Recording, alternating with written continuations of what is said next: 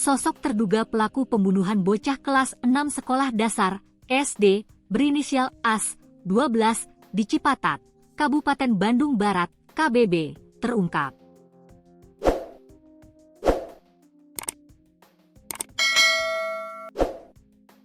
Korban ditemukan dalam keadaan bersimbah darah di dalam rumahnya di Kampung Warung Tiwu, RT Februari 16, Desa Cipatat pada Selasa, 3 Maret 2026, sore.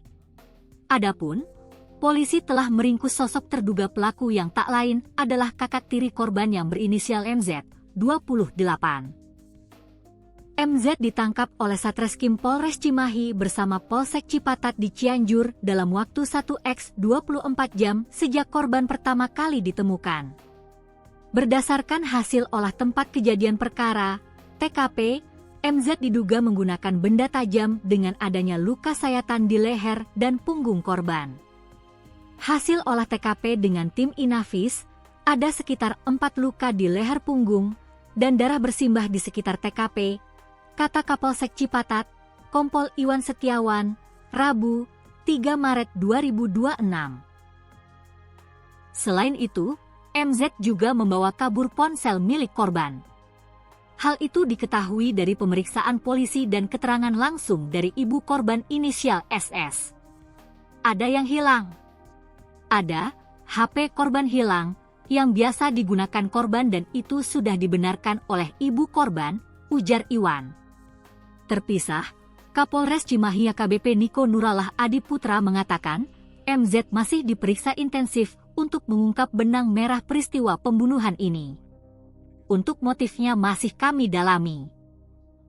Tersangka mengambil 1 unit handphone milik korban dan meninggalkan lokasi kejadian, ujarnya, Rabu, 4 Maret 2026.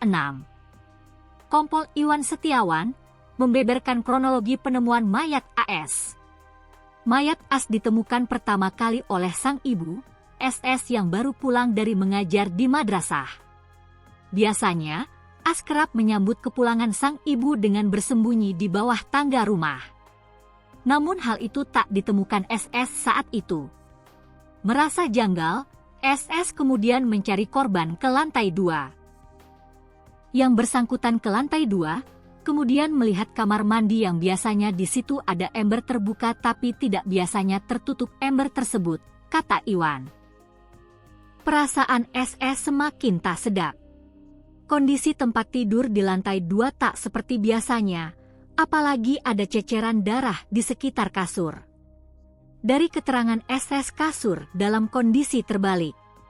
Mencari anaknya yang biasa di bawah tangga, dan melihat ke kamar bagian atas dan melihat dalam posisi terbalik kasurnya, dibuka kasurnya, dan didapatkan anak laki-lakinya tertutup kasur sudah tidak bernyawa dah bersimbah darah, ujarnya.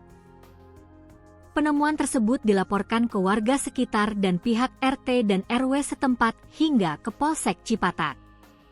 Polisi kemudian melakukan olah TKP. Hasilnya, ditemukan luka sayatan benda tajam di bagian leher dan punggung korban.